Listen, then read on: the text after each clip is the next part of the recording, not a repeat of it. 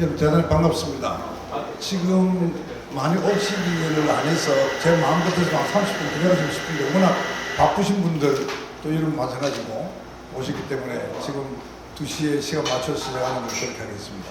우선 제가 이 부산서 여러분 기다려가고 이 정도 아침에 기차 타고 올라왔습니다.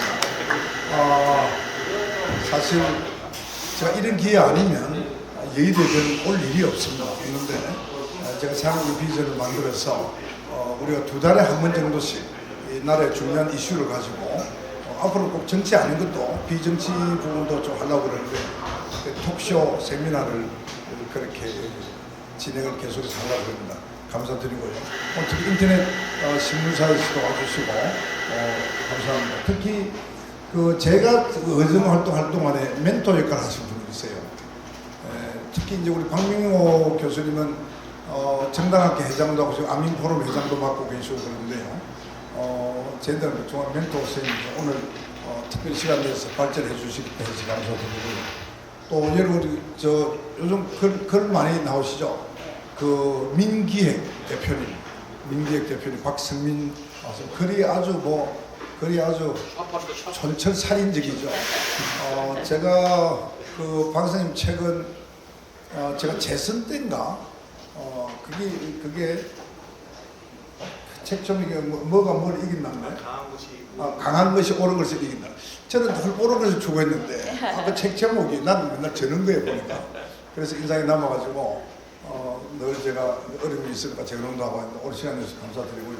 유인태 의원님은 제가 15대부터 했으니까 14대 국회의원이시고 그러니까 선배 의원이십니다. 그리고 국회의원 되기 전부터 저하고 친구였고요. 국회 사무총장도 하시고 청와대에서 정무수석도 하시고요. 오늘 사실 제가 좀 쭈삣쭈삣했어요. 오늘 이렇게 모시는데 과연 허락하지 않을까, 허락 안 하면 어떡할까 걱정을 했는데 오늘 이렇게 시간 내주셔서 감사드리고요. 유인태 선배 의원님은 늘 이 선거구제에 대해서 굉장히 관심이 많았어요. 제가 만나면 저는 개헌을 주장하고 또 우리 유 선배님은 늘 또 선거 계획 이야기해서 오늘 딱 맞는 자리에 오신 것 같아서 오늘 좋은 말씀 기대가 되고요. 우리 한겨레 신문에 편집국장도 하시고 지금 대기자로 계시는 우리 성한용 기자님 오늘 시간 내주셨는데 제가 비대위원장 할 때도 늘 어떤 세미나에 있으면 와서 참 쓴소리들 많이 해주시고 해서 제가 영원히 잊을 수 없는 우리 언론인 중에 한 분이 우리 성한용 기자님이십니다. 한 분은 최영도 의원님이신데 오늘 간호사법하고 또 뭐하고 때문에 아마 좀 의원총회하고 바로 본회의 의견에 들어가기 때문에 아마 일찍 나오기 힘들지 않겠나 싶습니다. 그래서 감사드리고 저는 사실 대한민국 정치가 좀 바뀌었으면 싶고 이대로 가서는 과연 선진 대한민국을 이끌고 갈 수 있을까 하는 의문을 많이 갖고 있습니다. 그런데 그걸 위해서는 공천이 지금같이 그래서는 안 되고요. 사천식으로 해서는 안 되고 공천을 좀 더 합리적이고 좀 올바른 공천이 될 수 있는 어떤 원칙들을 좀 만들어서 했으면 좋겠다는 생각도 갖고 있는데 제가 요즘 이제 선거구제 대통령이 그 이야기 있었기 그 전부터 저는 중대 선거구제를 해야 된다. 그러면서 권역별 비례대표도 해야 된다. 그래서 제가 국회의장 때도 그런 주장을 쭉 하고 했는데 그 이유는 오늘 이야기가 나오지 않겠나 싶은데요. 지금과 같이 양당 정치 갖고는 안 될 것 같습니다. 그래서 제가 생각할 때는 다당제가 되면서 서로 연합을 해서 대화와 타협의 정치를 이루어내는 그런 쪽으로 가져야 되지 않겠느냐 하는 그런 생각을 갖고 있어서 오늘 우리 스태프들하고 의논해서 제목을 이렇게 정했습니다. 국회 선거 제도를 어떻게 개편하는 것이 바람직할까 그렇게 했는데요. 끝까지 좀 자리 같이 해주시기 바라고 다시 한번 감사드립니다. 고맙습니다. 회장님 감사합니다. 그럼 민감한 제가 서회자석에 앉도록 하겠습니다. 지금 의장님께서 잠시 소개를 해주셨는데요. 오늘 주제 발표, 오늘 발제 그리고 토론에 참여해주신 참석자 선생님들 정말 귀한 분들 모시기 어려운 분들 모셨는데 잠시 소개를 해올리고 시작하도록 하겠습니다. 오늘 발제를 맡아주셨는데 동국대학교 정치외교학과 박명호 교수님이십니다. 감사합니다. 선거 정당 의회 이런 정치 과정을 연구하시면서 많은 업적을 내고 계십니다. 또 1996년에 설립된 저명한 지식인 네트워크 안민정책포럼의 현재 회장이시고, 또 이제 토의 과정에 나오겠습니다만 얼마 전에 선거제도 개편을 위한 국회 전원회의에도 여야 추천 학계 대표로 참여하신 바가 있습니다. 박명호 교수님께서 오늘 발제를 해주시겠습니다. 감사합니다. 다음에 제가 존경하는 유인태 전 국회의원님 잠시 소개를 드리겠습니다.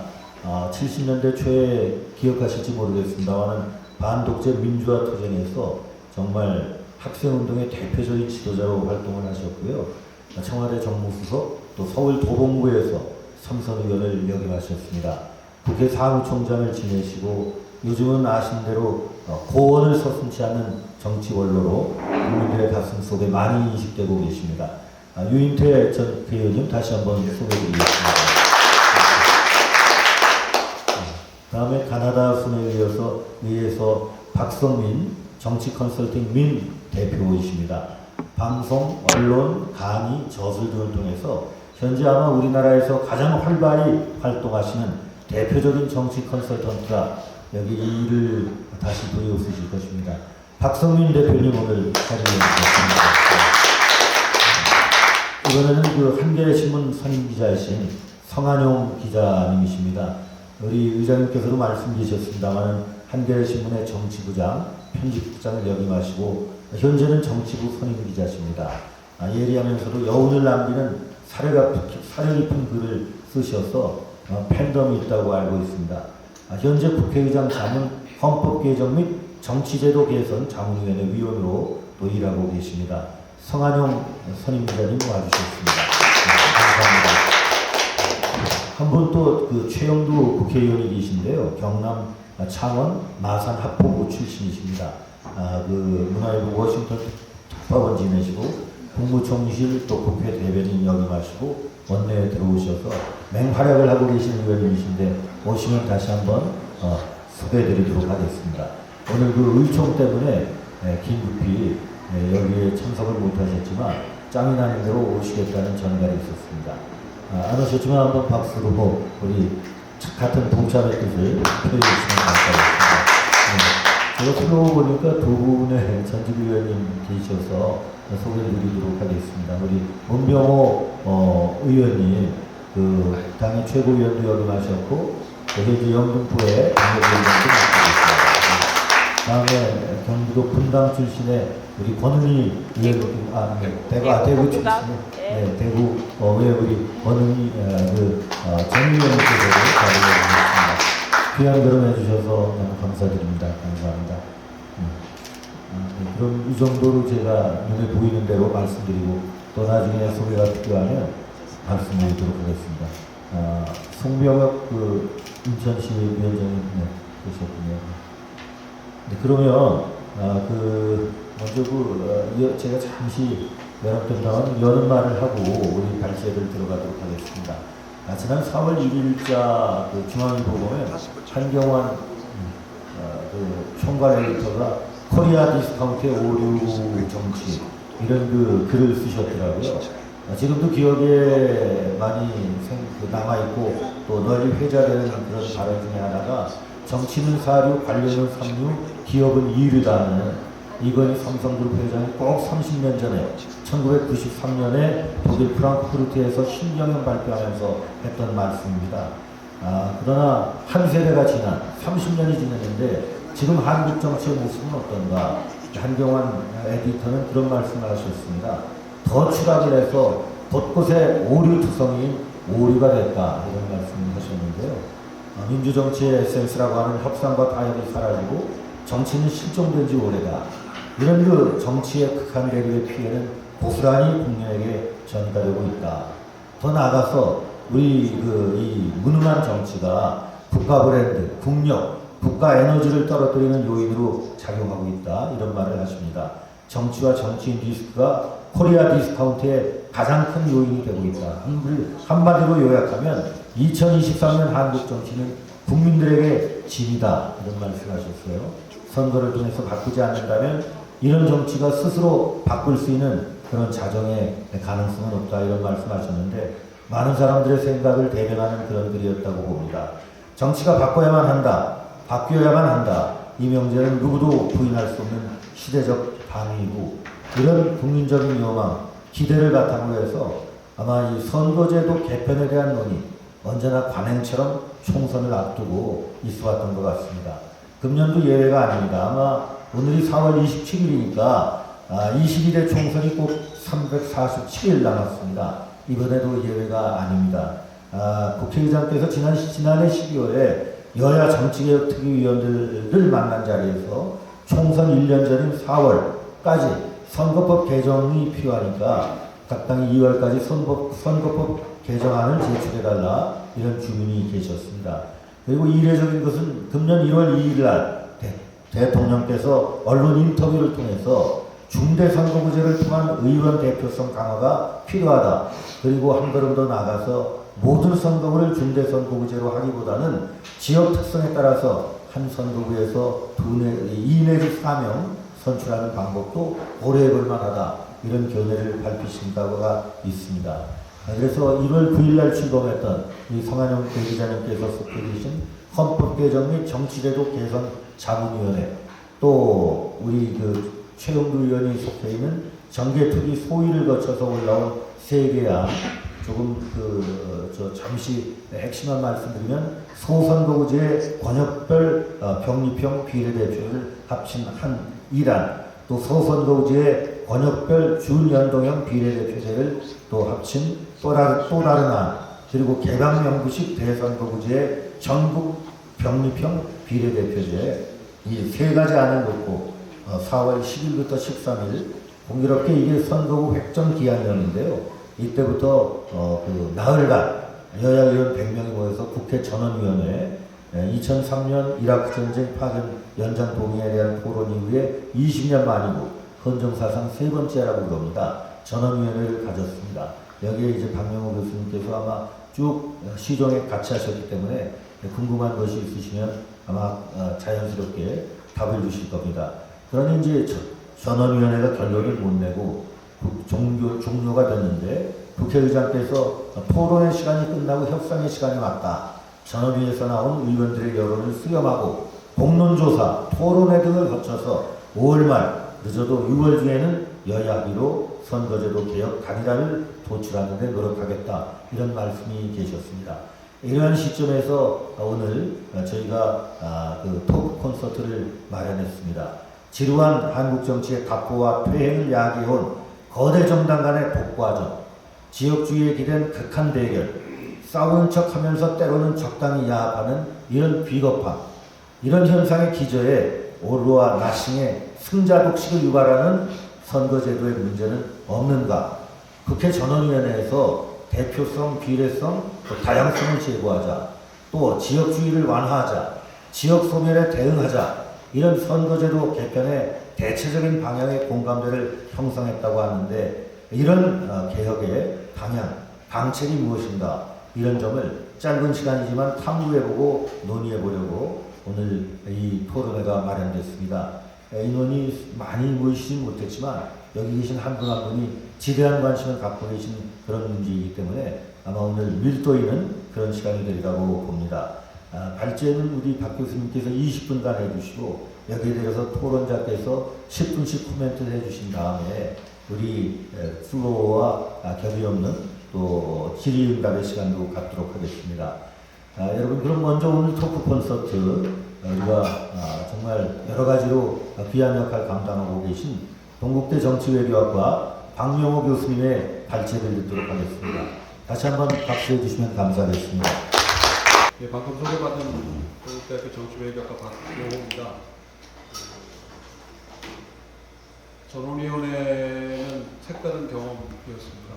국회 본회의장은 아무나 못 들어간다고 되어 있던데. 근데 사실 저까지 포함해서 4명이 갔는데 질문은 저만 받았고 나머지 3분은 3시간 동안 벌써 다 나왔어요.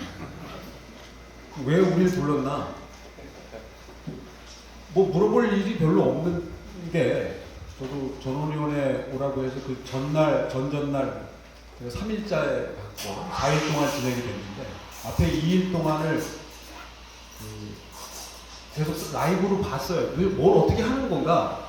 무슨 질문을 또 할까 싶기도 하는데 근데 말은 토론이라고 하셨는데 뭐 자기 말만 하시고 그냥 다 내려가시더라고요. 근데 그 나름 아마 의원실 별로 그 연설을 위해서 많은 준비를 하셨더라고요. 본의 아니게 다 듣게 됐는데 그럴 생각은 없었지만 들을 수밖에 없는 상황에 처해져 있었는데 다 명문들이었습니다. 그러니까 인용도 그렇고 뭐 과거의 사례에 대한 분석도 그렇고 등등등등 한 분 한 분만 놓고 보면 정말 뭐 어디에 내놔도 손색이 없다 생각했는데 이게 집단으로 가니까 뭐 결론이 나는 것도 아니고 뭐 그렇다고 해서 토론이 이루어지는 것도 아니고 또 논의가 진행되는 것도 아닌 것 같은 생각이 좀 들었고 개인적으로 국회 본회의장을 처음 본 건 아니었거든요.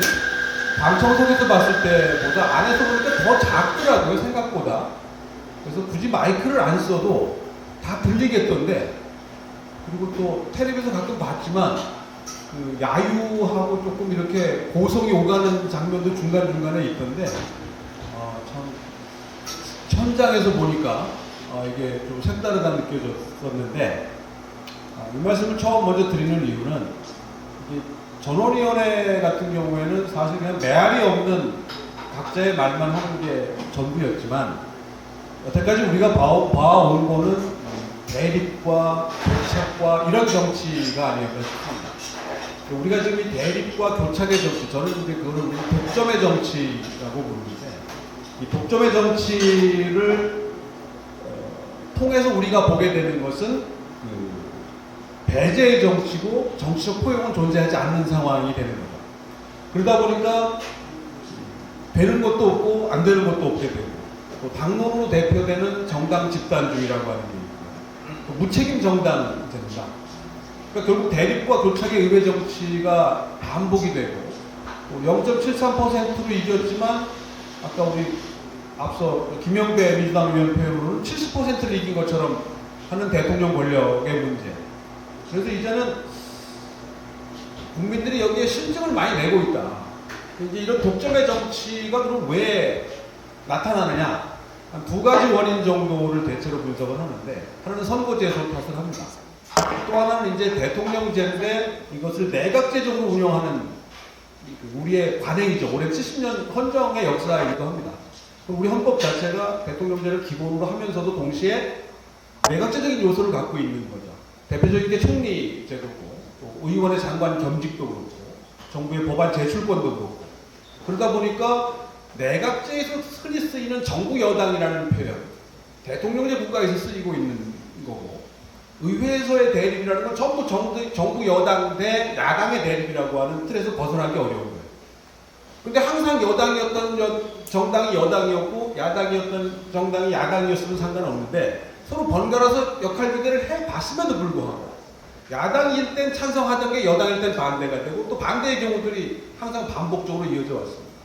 그래서 지금 내년 총선을 앞두고 제3정당론이 지금 나오기 시작을 했는데 금태섭 전 의원이 주로 물꼬를 텄다고 저는 생각을 하는데 이게 과연 어디까지 파괴력이 있을까에 대한 관심이 있는 것 같아요. 사실 매번 선거 때마다 제3정당론은 있어 왔거든요.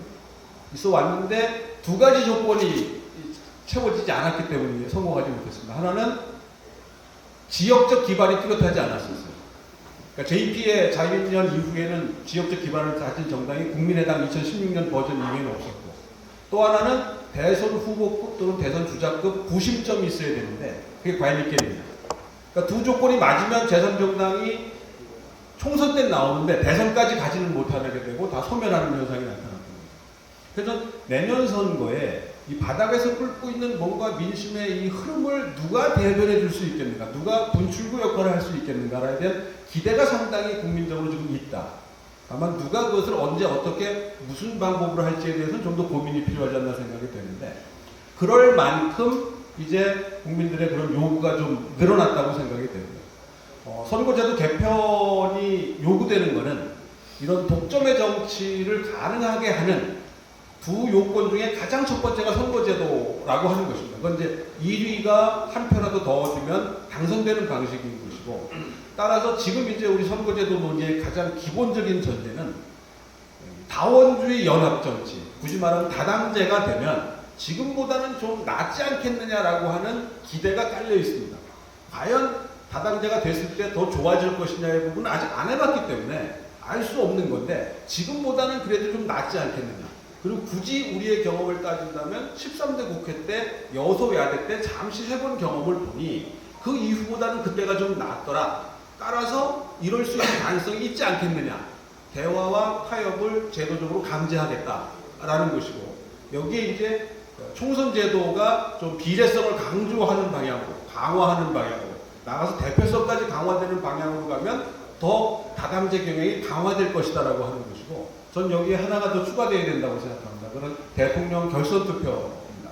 그렇게 되면 제도적으로 불가피하게 연정 정치, 연합의 정치를 이쪽이든 저쪽이든 할 수밖에 없는 구조적인, 제도적인 환경을 조성하게 된다라는 거고, 이게 이제 우리의 지금 헌정적 전통, 아까 말씀드린 내각제적 그 요소, 그러니까 대통령제를 내각제적으로 운영하는 요소와 결부됐을 때는 당장 출발은 총리 추천제에서 출발을 해가지고 최종적으로는 총리 선출제까지 가서 결국 국민 직선 대통령과 국회 다수파의 총리가 결합하는 분권형 국정 운영으로 완성이 될 것이다. 이게 이제 개헌으로 완성이 될 수 있는 것이고, 그 초입 부분에 바로 선거제도 개편이 있는데, 이 초입에서 좀 막혀 있다. 초입에서 계속 교착 상태가 지금 반복되고 있다. 그 이유는 어쩔 수 없는 현역 의원들 간에, 기존 정당들 간의 이해관계가 조정이 안 되고 있기 때문에, 이 부분이 돌파가 안 되면 뒤에 개헌은 말할 것도 없고, 그 뒤에 이제 그 정치개혁의 완성도 쉽지 않을 거라고 이제 생각이 됩니다. 그런 면에서 이 비례성과 대표성을 제고한 국회의원 선거제도, 그 다음에 결선 투표가 포함된 대통령 선거제도까지 되고, 그 다음에 총리 추천제, 총리 선출제, 그래서 결국은 분권형 국정 운영의 최종적인 그 완성의 형태로 가기 전 제일 앞에 입구가 이제 그 국회의원 선거제도의 개편이라고 하는 부분이라고 생각이 되고요. 지금 현행 제도는 불가피하게 변경이 되어야 된다라고 하는 건데, 거기에 대해서는 여야가 어느 정도 공감을 하고 있는 것이 아니냐라고 생각이 됩니다. 이유는 두 가지 때문인데, 하나는 위성정당 문제입니다. 지금 제도를 그대로 가져가는 한에 있어서는 어떤 형태로든지 위성정당이 나타날 것이다.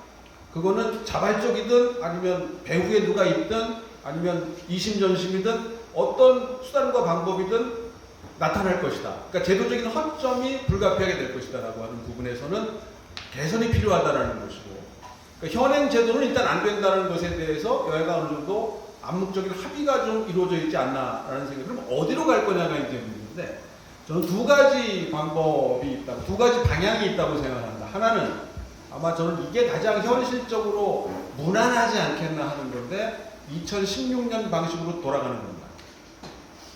그러니까 예전 방식으로 그대로 가는 겁니다.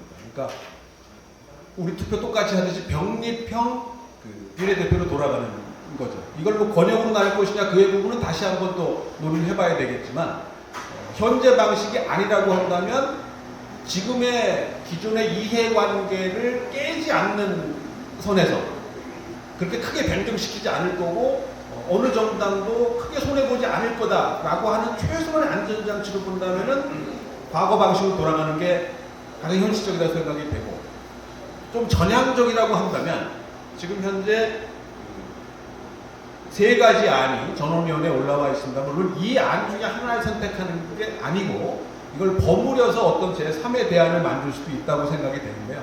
그렇게 되면 도농 복합선거구제가 가장 현실적이지 않겠나 하는 거고, 그 부분은 여러 가지 이유가 있는데 가장 중요한 거는 지방 소멸의 문제와 관련된 부분입니다.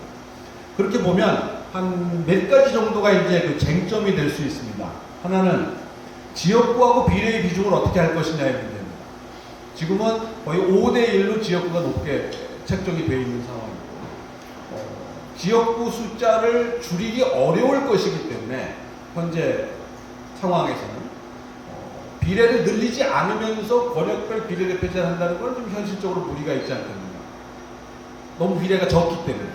그러면 지역구 숫자를 줄여야 되는데 현실적으로 거의 불가능하다라는 걸 전제로 하게 되면 그나마 도농 복합선거구제를 통해서 도시 지역의 일부 선거구를 300 안쪽으로 유지하면 300으로 유지하면서 좀 줄일 수 있지 않겠느냐. 그렇게 되면 현재보다 47보다 조금 더 늘어날 수 있지 않겠나라고 하는 이제 부분이 있고요. 지금 국회의원 정수는 아마 늘리는 게 거의 불가능할 걸로 전제를 해야 되는 거고, 그러려면 비례를 늘리려면 지역을 줄여야 된다는 건데 이것 또한 현실적으로 불가능하다고 생각한다면 도농 복합선거구제가 지방소멸의 문제, 또 비례의원 수를 가능한 좀 늘릴 수 있는 현실적인 방법을 채택한다는 차원에서 보면은 좀 현실성이 있지 않겠나 하는 생각이고, 특히 전원위원회에 올라와 있는 대안 중에 국민의힘 쪽에서 제출한 안은 없습니다. 근데 대체로 중선거구제를 하게 되면 3에서 5인 정도를 기준으로 잡는 것 같아요. 근데 민주당 안은 대체로 4에서 7입니다. 그러니까 3, 5, 4, 7이기 때문에 그 중간 어디선가 타협이 가능할 수도 있지 않겠나라고 하는 이론적 기대는 할 수 있는데, 현실적으로 문제는 민주당 입장에서는 도시 지역에서 이 의석을 잃을, 특히 수도권에서 의석을 잃을 가능성이 상대적으로 높은 거죠. 그러니까 국민의힘 입장에서 보면 사실 우리나라 국회의원 선거에서 국민의힘이 120석 이하로 내려간다는 건 상상하기 어려운 구조거든요. 그 구조의 이 한 축은 영남 의석입니다. 그게 65석, 66석이 되는 거기 때문에. 그러니까 253개를 절반 나눠버리면 수도권이 120 몇 개, 지방이 120 몇 개가 되는 거예요. 다음 선거에서는 수도권이 130개 정도로 넘어갈 가능성이 높다고 하는데, 그러니까 수도권과 비수도권이 절반이고 그 나머지 120개, 비수도권 120여 개의 절반이 영남에 있습니다. 그러니까 국민의힘 입장에서만 보면 영남 의석을 60석 이상 얻은 상황으로 전제하게 되면 수도권과 나머지 호남, 충청, 강원, 제주에서 40석을 얻으면 180석 중에서 40석만 얻으면 100석이 되는 게 지역구가. 근데 지난번 총선에서 지역구 80몇 석밖에 못 얻었거든요. 그건 수도권에서 120몇 석 중에 16개밖에 차지하지 못했기 때문이에요. 그러니까 수도권에서 2008년처럼 80석까지 올라가는 건 바라지도 않고 한 40석만 얻고 나머지 호남 뺀다 하더라도 충청, 강원, 제주에서 한 10개 정도 추가하게 되면 이미 100석이 넘어가게 되고, 거기에 비례 20석 언저리 하게 되면 130에서 140 초반까지 가게 되고, 잘하면 과반을 아슬아슬하게 넘길 수 있는 구조라는 거예요. 근데 민주당 입장에서 보면 지난번 수도권에서 103석을 얻었거든요. 수도권에서만 100석이 넘었단 말이에요. 그럼 여기서 아마 상당 부분을 내줄 수도 있다는 가능성에 대한 민주당의 걱정. 그 다음에 이제 지금 국민의힘 같은 경우에는 80여 명의 지역구 의원들 중에 60명 가까이가 영남 의원들인데, 이 영남 의원들은 영남에서 자신들의 의석을 잃을 수도 있다라고 하는 부담감. 그래서 아마 현실적으로 보면 대도시죠. 그러니까 지금 광역시 정도를 해서 중선거구, 대선거구제는 아니기 때문에 한 7명 정도까지 중선거구제도로 봐도 지장이 없지 않겠나 생각이 되고, 이름을 붙여서 중대선거구제라고 하는 바람에 마치 대선거구제로 가는 것처럼 보여지는데 완전한 비례대표제가 아니기 때문에 대선거구제라고 보기는 좀 어려운 상황인 것 같고요. 그런 면에서 양당의 그런 그 핵심 멤버들이랄까요? 아니면 양당의 지역 기반에서 이걸 과연 받아들일 수 있겠느냐, 어느 정도. 이 부분이 이제 관건이 아닐까 생각이 되고, 그게 만약에 타협이 좀 어렵다고 한다면 결국 2016년 방식으로 돌아가는 게 그나마 제도적인 안정성을 가져오는 현실적인 안이 아닐까. 그것도 물론 바람직한 것은 아니지만, 그런 면에서 과연 지금 남아있는 시간 동안에 이게 타협이나 또는 합의가 될까. 전원위원회에서 의원님들을 이렇게 본 개인적인 경험으로는 별로 관심이 없어 보이더라. 그렇게 이게 그분들에게 심각한 문제는 아닌 것 같더라. 그리고 이제 대부분의 국민들도 이게 생활의 문제가 아니기 때문에 또 설명이 들어가면 좀 어렵지 않습니까? 모두 설명을 해야 되기 때문에 복잡해진다라고 하는 거. 그래서 제가 요새 관심을 갖고 보는 것 중에 하나가 일본 참의원 선거가 우리가 지금 얘기하는 도농 복합 선거구제를 하고 있습니다. 꽤 오랜 전통을 갖고 있고 꽤 여러 반복적인 선거를 해봤기 때문에 이런 제도적인 효과가 과연 어떻게 나타나고 있는지에 대한 고민을 좀 우리가 하는데 시사점을 찾을 수 있지 않을까 생각이 되고요. 그런 면에서 선거제도 개편이 지금 논의가 되고 전원위원회를 넘긴 상황이지만 개인적으로 그렇게 되지 않기를 바라지만 내년 2월쯤까지 이 문제가 계속 교착 상태로 그냥 이어져 가는 것이 아닌가. 그래서 최종적으로는 선거제도의 문제는 여야 간 합의 처리가 되는 게 원칙이다. 그런 면에서 보면 지난번 이거 1+4로 2019년에 이 선거제도를 만들 때 역할을 하셨던 분들이 있어요. 지금 이번에도 전원위원회 과정에서도 그분에 대한 유감 표명성 언급들이 있었는데 과연 그 정도로 그게 가능한 것인가? 그분들이 이런 상태를 의도하고 만들었다고 생각하지는 않지만 적어도 그런 정치적 결과를 빚어낸 것에 대한 책임은 있다. 지금 전북지사 하시는 분이나 최이배 의원이나 이런 분들은 사실 그런 결과를 기대하고 하셨다고는 저는 생각하지 않습니다만은 이런 데 대한 정치적 책임이 어느 정도 있다고 생각이 되고요. 그런 면에서는 선거제도를 바꾸는 게 쉬운 일은 아니다. 그래서 마지막으로 드리고 싶은 말씀은 선거제도를 바꾼 여러 나라들의 이 경험을 돌이켜보면 두 가지 조건 중에 하나가 채워졌을 때 가능합니다. 하나는 국민적 압박과 관심인데 우리나라의 경우에는 2002년입니다. 차떼기 후폭풍에 따라서 2004년 선거법 체제가 만들어진 것처럼 국민들의 요구가 있을 때인데 지금은 국민들의 요구가 전혀 없는 상황이고 또 하나는 일본의 94년 우리나라의 1988년처럼 이해 당사자들 중에 일부가 또는 전부가 계산을 잘못해요. 이렇게 바꾸면 우리가 더 이득이 될 거라고 했는데 해놓고 보니까 안 되는 건데 다시 바꾸기 어려운 상황이기 때문에 그래서 우연한 계기에 의해서 그런 계기들이 역사의 진전의 방향을 원치 않았던 바꿔놨게 되었고 그런 면에서 보면 지금 국민들의 실생활과는 사실은 동떨어져 있다고 보는 게 대부분의 사람들의 인식이기 때문에 여기 계신 분들은 관심을 많이 갖고 계시겠지만 대다수의 국민들이 좀 관심을 가지고 모니터링을 해서 제대로 갈 수 있도록 압박을 하는 게 지금 기대할 수 있는 마지막 상황이 아닌가.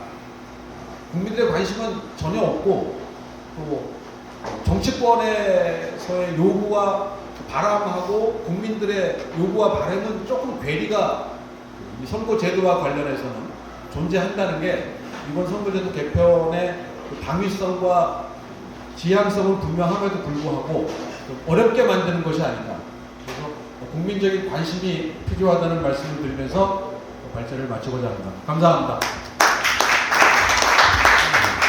감사합니다.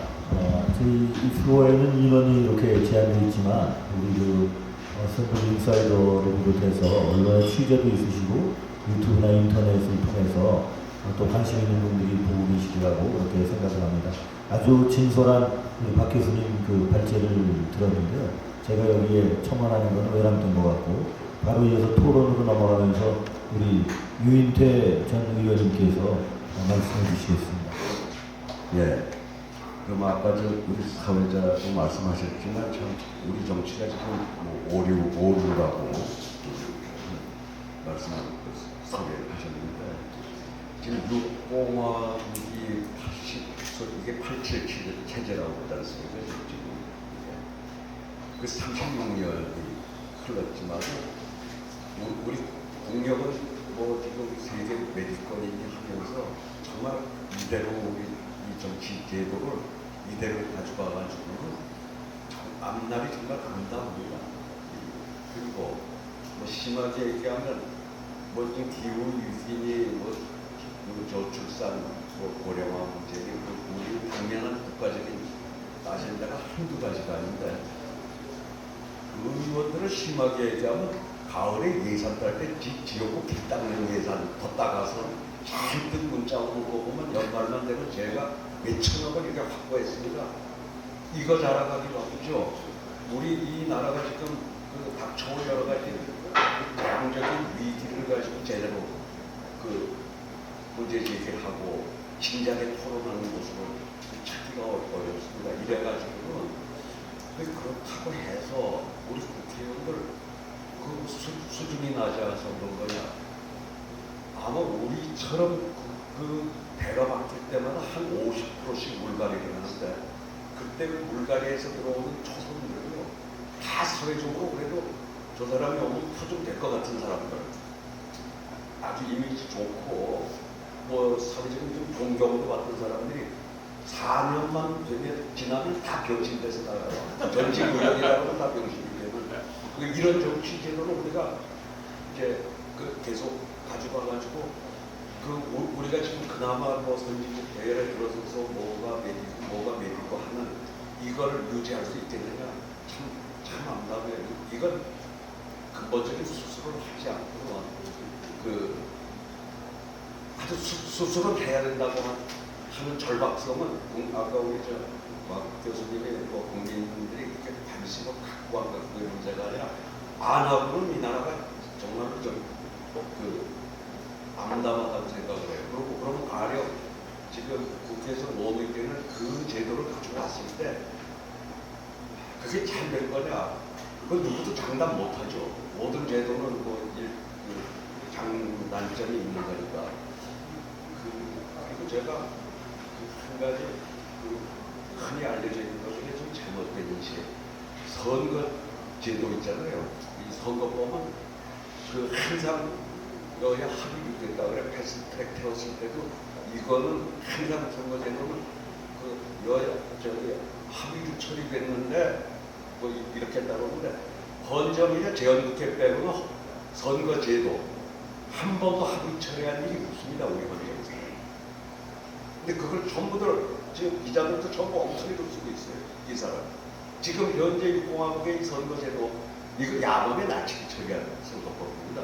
그때 그때 당의 민정당에 의해서 88년 2월 며칠에 그 새벽 2시인가 3시에 이 소속보호제로 얼마 전에 제가 강찬희 전 의장하고 식사하면서 그 양반이 그때 보청물이 있어서 한 얘기인데 그때 안기부가 조사를 했더니 그 갤럽에 시켰더니 소송보호로 하면은 180석에서 200석을 그때 노태우 당선자가 보통 사람이 시대해가지고 뭐 자기가 가방 들고 이렇게 가서 인기가 좋았어요. 근데 그때 조사하니까는 그렇게 나온다고 그러니까 원래 YS하고 JP 쪽하고는 어느 정도 복합선거구 쪽이었고 김대중 총재 쪽만 소선거구를 하자고 그래서 그쪽하고는 어느 정도 그렇게 하기로 했다가 안기부가 갤럽에 그 조사 결과 압승을 한다고 그러니까 이 지금 선거법도 야밤에 날치기 처리야. 그리고 그 전에 뭐 유정에 만들어서 통일교체 국민회의에서 국회의원 3분의 1 뽑는 걸 의제 여야 합의를 했어요.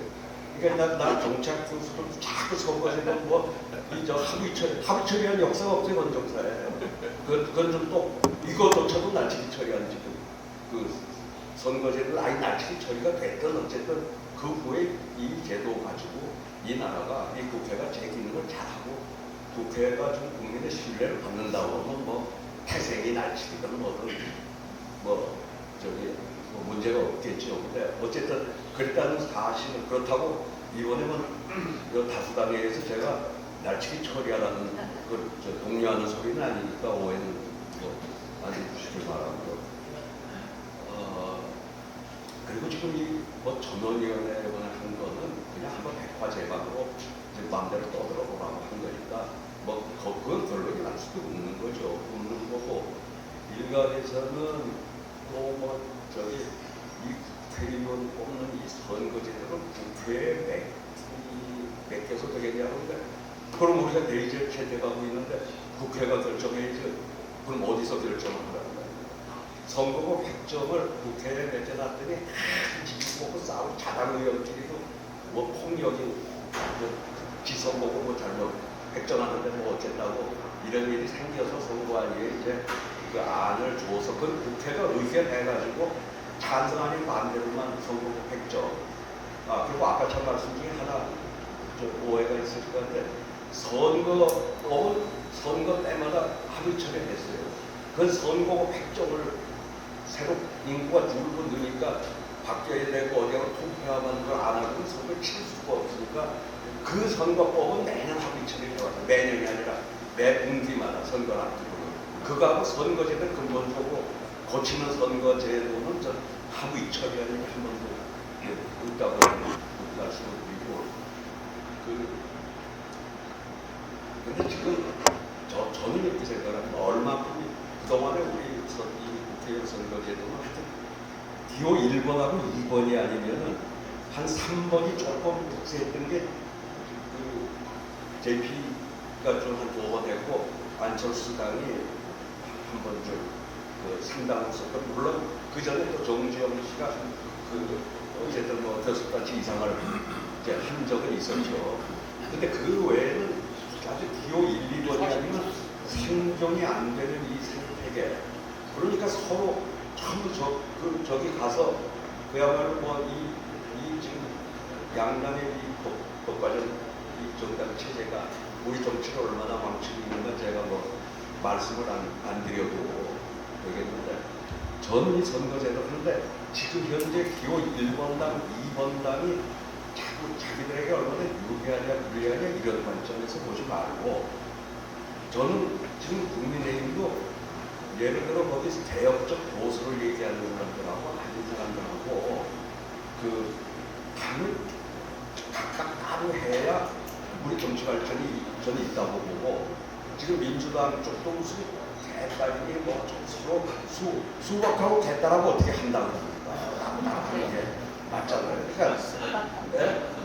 그러니까 거기도 좀 분열을 하고 그 각각 가서 자기 차려가지고 예를 들어 지역 기반이 있다고 그러면 호남에서도 누가 그 개딸이 더 지지받는지 수박이 더 지지받는지 한번 경쟁을 해보고 개혁적 보수가 그 윤핵관인지 뭔지 하고도 TK에서 누가 정말 더 지지를 받는지 거기서도 이렇게 좀 경쟁이 있어야지 지금처럼 뭐 막대기로 꽂으면 되는 이 제도를 이대로 가져가서는 안 된다고 하고 이 선거제도를 그러면 이 바꿀 때 이 이익을 따지는 문제 이거를 그 당들이 다 그대로 온전 한쪽에서 자꾸 계산을 하면은 그게 전 착각이라 그러려면 뭐하러 바꿔요? 양당이 제대로 현재 민주당은 민주당대로 국민의힘은 국민의힘대로 다 같이 가는 거면 갈 생각을 가지고 자꾸 이걸 따지는 문제가 아니고요. 그럼 제가 뭐 하나 여담입니다만 2003년도에 노무현 대통령이 당선돼서 첫 국회 시정연설을 2003년 4월 2일 날 국회 와서 할 때 제가 정무수석이었습니다만 그때는 지역구도가 워낙 뭐 지금보다 훨씬 지금도 여전합니다만 훨씬 더 극심할 테니까 특정지에서 특정 정당이 3분의 2 이상의 의석을 갖지 못하게 하는 선거제도 개혁을 해주시면 다수당 내지 다수 여당에게 조각권을 드리겠다고 그 연설을 4월 2일 날 연정 처음부터 연정은 마지막에 정권 말기에 가서가 아니라 시작할 때부터 선거제도 바꾸시고 연정하겠다고 그 제안을 했던 겁니다. 그러니까 뭐 총리 그쪽에서 한 총리와 총리를 통한 조각권을 주겠다고 너무 제가 그것 때문에 그때는 원내 총무가의 홍사덕 선배였는데 몇 달에 걸쳐서 협상을 했습니다. 선거제도 홍사덕 선배 그때 기업부가 서울 강남이었기 때문에 어떻게든지 이걸 해보려고 상당히 여기를 보였는데 결국은 영남에 이 막대기를 꽂아도 되는 동네 사람들 숫자가 많으니까 거기에 밀려가지고 결국 아무것도 안 되고 말죠. 참 아이러니한 건 이렇습니다. 노무현 대통령 돌아가시고 나서 노무현 재단 이사장을 지낸 사람들이 노무현의 이 정신에 대해서는 가장 극렬하게 반대한다는 이 참 아이러니입니다. 제가 이름 누르고 안 돼도 아마 대충 아실 거라고 보는데 이 총리를 국회에서 추천하는 것에 대해서 위원이라고까지 주로 그쪽 노무현의 수계자들이 엉터리 수계자들이죠. 하여튼 그러고 있다는 말씀을 드리고 저는 이 고작은 하여튼 이대로는 안 된다. 바꿔야 된다는데 바뀐 제도가 저는 얼만큼 제3당, 제4당에게 문호를 더 많이 열어주느냐, 많이 열어줄수록 저는 좋은 제도라고 지금은 보고 있어요. 꼭 그게 해봐서 잘 되라는 보장이 있는 건 아닙니다. 제가 보는 전망은 그런 의미에서 조금 선호하는 거는 한 7, 8년 뽑는 대선거구를 개방형으로. 그래서 자꾸 너무 지역구의 매입이에요. 지금 이렇게 되면 또 우리 국민을 이렇게 조금 얕보는 소리라고 오해받을 수는 있을지 몰라도 동네 예산만이 따오는 사람이 되게 재선이 돼요. 그래 언론이 이놈 지역구 예산 어쩌고 했다고 신문에 나는 거를 국회의원들이 제일 좋아해요. 이걸 개선 보증수표라고. 국회가 이제 이 모양이 돼 놓으니까는 이 국회는 없앴으면 좋겠다. 우리 국민들의 대다수가. 그러니까 빨빛하고 지금도 여기 의원 숫자 줄이자고 100석 줄이자 그리고 이번에 김기현대표도 이게 전원위원회 앞두고 30석 줄이. 이건 당론이 있어서는 안 되는 거죠. 그다음 국민의힘 안에서도 이해관계가 수도권하고 여기하고 다를 수밖에 없고 민주당도 다 서로 이해관계가 다른데 이걸 당론으로 강요하려면 혹시 이게 선거제도가 개편이 안 되면 내가 괜히 여기 전원위원회가 이 논쟁에서 좀 튀는 소리에다가 또 공천이나 못 받을까봐 전부 눈치 전원위원회 앞두고 그러한 얘기는 그것도 좀 영향을 미치지 않았나 보고요.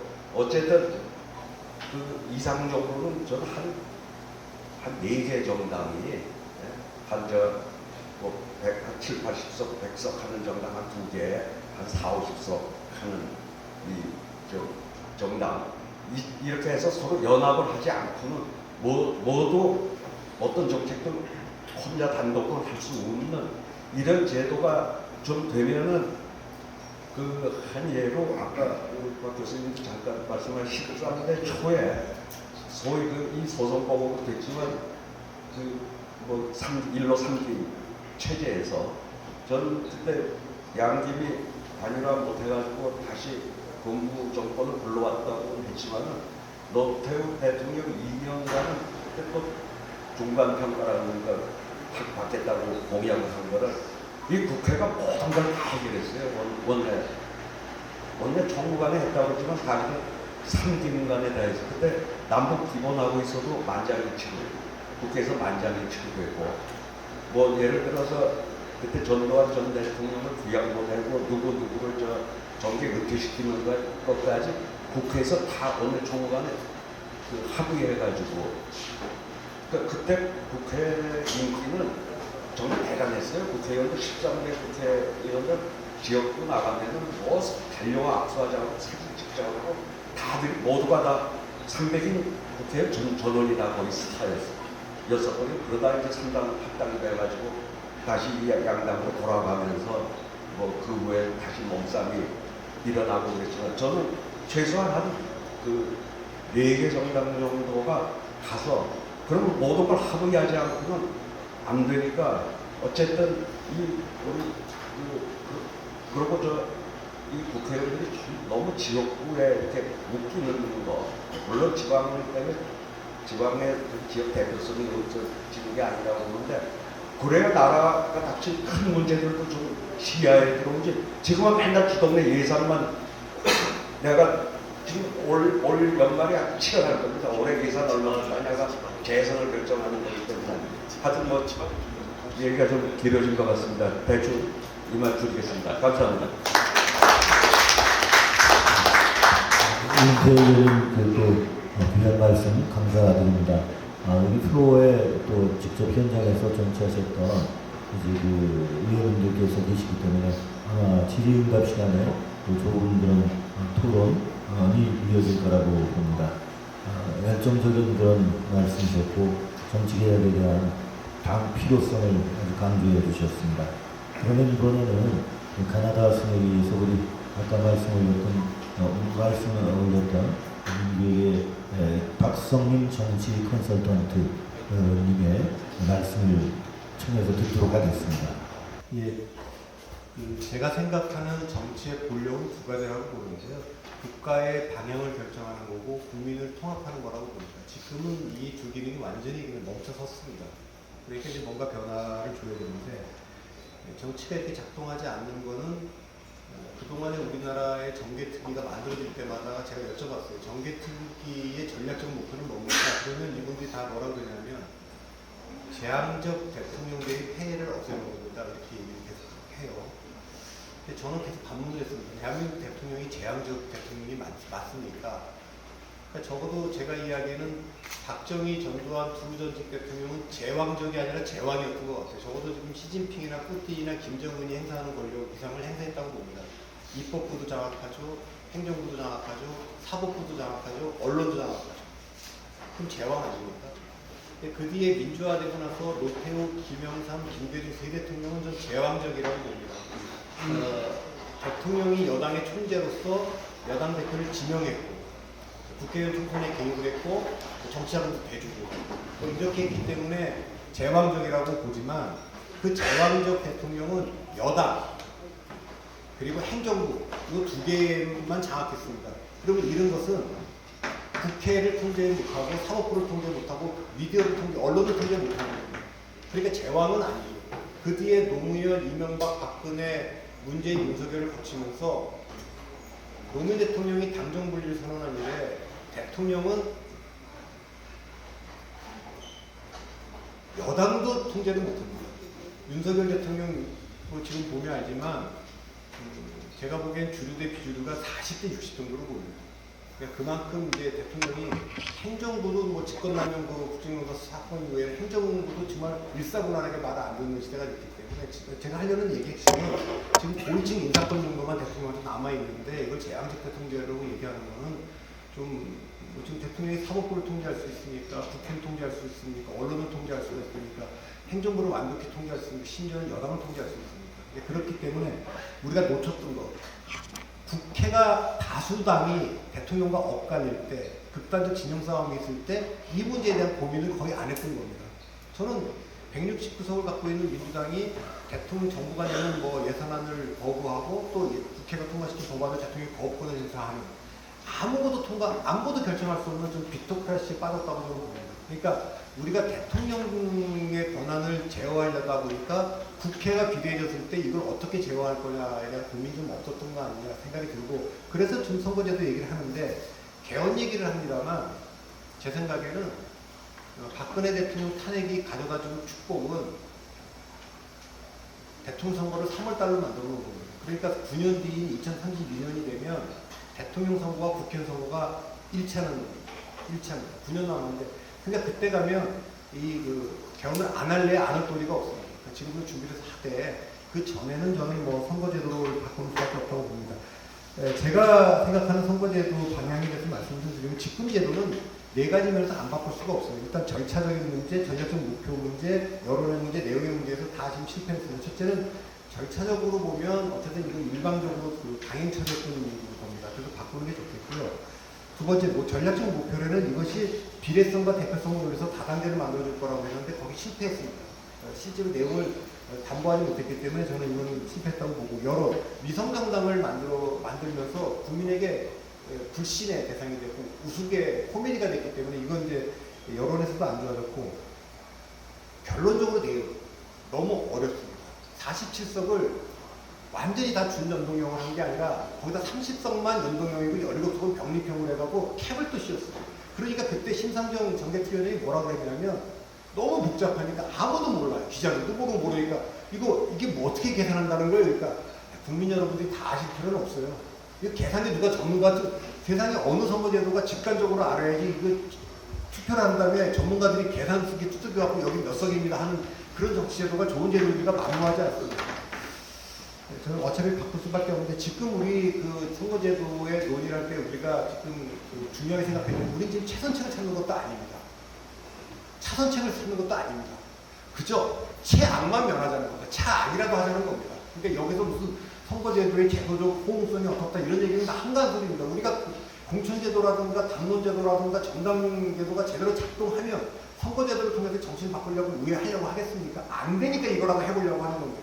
지금 세 가지 쟁점이 있습니다. 의석수를 어떻게 할 거냐, 비례대표제를 줄 거냐, 소선거제를 할 거냐, 중선거제를 할 거냐, 이 세 가지입니다. 일단 선거 제가 의원수를 늘리는 문제는 저는 뭐 김기현 의원이 30석을 없애자, 저는 그냥 포퓰리즘이라고 보지만 그 얘기를 꺼낸 거를 이해를 못할 바는 아닙니다. 이게 틀림없이 선거제도 얘기가 나오면 틀림없이 비례제가 됐든 뭐가 돼도 의석을 늘리자고 할 테니 그거 못하게 하려고 그냥 반대로 그냥 뭐 미리 그냥 선수 친 거기 때문에 저는 의미 없다고 봅니다. 그래서 여당과 야당이 300석에서 거의 모든 게 이길 거라고 저는 봅니다. 두 번째, 비례제를 할 거냐? 정치 철학적인 측면에서 보면 비례제는 내각제에 맞는 겁니다. 대통령하고 안 맞습니다. 내각제는 정당을 선택하는 겁니다. 후보를 선택하는 게 아닙니다. 영국의 총리나 일본의 총리나 독일의 총리는 국민이 뽑지 않습니다. 어느 정당을 선택하면 그 당의 당원들이 당수를 선택하는 거 그 사람이 총리가 되는 거예요. 비례대표제가 대표적으로 그런 제도입니다. 우리는 정당을 선택하지 않는 제도, 대통령을 직접 내 손으로 뽑겠다고 결정했기 때문에 국회의원도 내 손으로 뽑는 게 좋습니다. 저는 그래서 비례대표제를 저는 다 없애야 된다고 보지만 제가 아까도 말했지만 최악을 면하고 차악이라도 하자는 마당이면 비례대표제 둘 수 있죠. 저는 없애자는 칙입니다. 저는. 근데 두자면 300석 의석을 못 늘리니 240석으로라도 지역구를 조금이라도 지역구를 좀 줄이고 비례대표를 한 60석까지라도 늘려서 의미 있게 60석까지라도 한번 4대1로라도 한번 해보자는 거고 해볼 때 저는 연동형이란 준연동형이든 연동형이 붙어있는 한은 무조건 유성정당 나옵니다. 당에서 아무리 우리가 안 하겠다고 그러고 뭐 결의를 해도 그 지금 정당 주변에 있는 준정당이 많기 때문에 위성정당 나옵니다. 그러니까 돌아간다면 저는 병리평으로 돌아간다고 봅니다. 그 다음에 권역별 얘기가 많이 나오는데 권역별이라는 건 지역주의가 있을 때 얘기입니다. 지금은 직능성도 사라졌고 이 지역대표성도 사라졌습니다. 굳이 그래서 지금은 오히려 젠더 갈등과 세대 갈등이 더 큰 갈등입니다. 그래서 젠더 갈등은 비례대표제의 홀짝으로 절반을 여성분들한테 주는 걸로 결정을 했습니다. 이번에 결정을 한다면 절반은 20대와 30대 세대 대표를 주는 게 저는 맞다고 봅니다. 권역별 비례대표제가 아니라 세대별 대표제를 하는 게 저는 맞다고 보고요. 중선구제냐 소선구제냐, 대한민국의 정치 최대 폐악은 소선구제입니다. 소선구제를 하는 한은 대통령한테 찍혀서 지금 뭐 공천 못 받을까봐 줄 쫙 쓰지 않습니까? 정치한 지 얼마 안 된 대통령 앞에. 야당은 당원들의 힘이 세니까 당원들 앞에 눈치 보느라고 말도 못하지 않습니까? 이 족쇄를 풀어줘야 됩니다. 그래서 그리고 이거 이렇게 되면 이제 민원이나 처리하는 그 도의원 수준밖에 안 되기 때문에 이걸 좀 풀어주자. 그래서 중선구제라는 저는 그냥 4인 선거구 60개, 3인 선거구 20개 하자는 겁니다. 그냥 비례대표 다 없애도 그러면 청년 대표든 직무대표 다 들어올 수 있습니다. 그리고 시골은 도로 복합형 얘기를 하는데 시골에는 넓지 않는 대한민국 전체가 한 선거구인 나라도 많은데 그리고 강원도, 전라도, 경상도가 넓다고 해도요. 제가 없애자고 하는 47명의 비례대표를 이 지역에다 다 주면 어차피 그 비례대표 없애. 그러면 촘촘하게 전 3인 선거구 촘촘하게 더 만들 수 있다고 봅니다. 그래서 이거를 복수공천, 그러니까 중선거구제를 했을 때 최대 단점은 뭐냐면 정당 정치를 약화시키는 거거든요. 이거는 정당이 많이 나오고 무소속 당선자도 많이 나오기 때문에 그런데 저는 지금이야말로 정당 정치가 약화돼야 된다고 생각하는 사람입니다. 처음에 민주주의를 만들 때 제임스 메디슨도 그렇고 유럽의 모든 정치 철학자들도 정당을 부정적으로 봤어요. 정당이라는 건 당파성이 있고 파당성인데 그게 무슨 얘기냐. 근데 그 뒤에 보니까 정당이 대의적인 민주정부로 작동하는데 역할을 제대로 하기 때문에 그 정도로 한 200년 왔는데 지금 미국의 정당, 한국의 정당은 그 민주주의 아버지들이 정당이라는 걸 만들어 놓으면 요런 짓거리 할 거예요 하는 나쁜 그것만 남아 있습니다. 그러니까 전 정당 정치라는 게 좀 약해지는 게 좋겠고 결론적으로 저는 이 문제는 국회의장이 이걸 뭐 주동한다고 해서 될 리가 없습니다. 대한민국에서 이 제도가 적어도 대통령이 이걸 의지를 갖고 하셔야 되는데 저는 뭐 한미 정상회담 끝내고 와서 한미 정상회담 끝내고 와서 대통령이 본인 처음에 뭐 중성부대 얘기를 하셨으니까 정치 지도자 연석회의를 소집을 해서 보니까 세계 지금 정세가 간단치 않습니다. 국내에서 이끌니까 아무것도 결정 못해서 안 되겠습니다. 헌법은 2032년을 그 목표로 해서 위원회를 만들어서 지금부터 가동을 하고 선거제도 다당제로 들어와서 다 우리 연정과 협치를 좀 한번 하시는데 제도 좀 바꾸자. 이렇게 대통령이 자기 의제로 가지고 가야 겨우 되지 않을까 저는 그렇게 싶고요. 하여튼 뭐 제 의견은 지금은 차악이라도 최악이라도 변할 수 있는 지금이 이대로 놔두면 아무것도 할 수 없다. 저는 제 의견은 그렇습니다. 감사합니다. 젊은 프로에 계신 분들이 계신데 우리 박 대표님께서 그런 세대별 대표제 같은 것도 말씀을 해주셔서 상당히 관심이 높습니다. 좋은 발표와 좋은 코멘트를 감사드리면서 이번에 우리 한겨레 신문 선임 기자이신 성한용 기자님 코멘트를 듣도록 하겠습니다. 박미영 교수님 그 발표 미리 보내주셔서 조금 봤고요. 뭐 적극적으로 동의합니다. 제가 의례적으로 드리는 말씀은 적극적으로 동의하고 제 앞에 또 토론해 주신 유인태 총장님이나 대표님 당이론에 대해서 충분히 말씀해 주신 것 같아요. 제가 더 얹은 얘기 없습니다. 몇 가지 그냥 인상 비평 정도만 좀 하는 걸로 좀 압축을 해보겠습니다. 이게 정치 안 하시는 분들이 정치를 막 욕을 하거든요. 자꾸 이건희 회장이 아주 오래전에 하는 거 기업은 뭐 이들고 정치는 자주 그 얘기하시는데 그거 별로 좋은 얘기 아니에요. 그 발언의 배경도 무슨 이건희 회장이 무슨 정치를 뭘 안다고 얘기했겠습니까? 뭐 자동차 공장 뭐 이거 하는데 뭐 애로사항이 있어서 정치를 욕하다 보니까 오는 흥망을 저는 알고 있습니다. 근데 정치가 이런 식으로 자꾸 욕하면 점점 더 나빠져요. 자꾸 구박하면 안 됩니다. 그런데 묘하게 정치를 하고 있는 분들이나 했던 분들도 여기 자꾸 가세를 하시는 것 같은데 그거 안 좋아요. 그런 식으로 정치 욕할 것 같은 거 애초에 하지 말았어야 되는데 그게 참 안타까움이 있습니다. 특히 이제 신문에 칼럼 쓰는 분들은 저도 신문사에 이 칼럼도 쓰는데 아주 제일 싫은 게 그거예요. 정치 강력하고 이번 국회가 역대 최악의 국회다. 그게 21대죠. 끝날 때 되면 그게 또 나올 겁니다. 역대 최악의 21대 국회. 4년 뒤에 또 역대 최악의 21대 국회. 그게 이 일종의 반정치주의인데요. 이게 이제 저는 그 일종의 반민주주의라고 봐요. 이렇게 선출 권력이 뭔가 그 권력을 갖는 게 싫은 겁니다. 비선출 기득권 세력이 쉽게 얘기해서 이제 자본, 돈 많은 사람들이 국회 세지는 거 싫은 거예요. 뭐 청문회 한다고 정의 채택이 나오면 가서 망신당할 것 같고 또 국회를 한다고 기본적으로 법을 만드는 데니까 돈 버는데 자꾸 뭐 규제를 만드니까 싫은 거죠. 그런데 넘어가시면 안 됩니다. 정치가 대한민국이랑 공동체가 가진 문제를 해결할 수 있는 유일한 해결책이에요. 이거 뭐가 있어요? 쿠데타로 해요? 안 되는 거 아닙니까? 국회에서 법을 만들어서 바꿔야 돼요. 대통령이 행정 권력으로 돼요? 그것도 안 돼요. 법 안에서 하게 돼 있는 거지. 문재인 대통령도 행정부에서 뭐 많은 일을 할 수 있다 그랬는데 한 게 뭐 있습니까? 또 국회 다수 의석을 가지고 있으면서도 법도 제대로 못 바꿨어요. 이제 그 일방적인 국정원에 반대가 많으니까. 뭐 아무튼 정치를 욕하지 말자. 그걸 꼭 드리고 싶고요. 또 선거법, 그러니까 선거제도를 고치는 게 참 중요합니다. 왜냐하면 이걸 해결할 수 있다면 그 유인태 총장님 말씀대로 우리가 처한 여러 가지 뭐 저출산, 뭐 고령화 문제, 지방 소멸 이런 것도 정치가 해결할 수 있는 가능성을 보여주는 거라고 생각합니다. 그래서 이번 선거제도 개편이 꼭 됐으면 좋겠어요. 이게 100명 나와서 전원위원회 토론하는 걸 저도 봤는데 이게 허수예요. 100명 중에 절반 정도는 그냥 나와서 떠드는 겁니다. 국회의원 줄여야 되고 비례대표 필요 없고 뭐 이런 소리 하는 거예요. 근데 이대로는 좀 쪽팔려서 국회의원 해먹기 좀 힘들다 이렇게 좀 나름대로 진정성을 가진 분들이 제가 볼 때는 절반쯤 되는 것 같아요. 그래 봐야 한 50명입니다. 300명 중에 50명 힘 갖고 안 됩니다.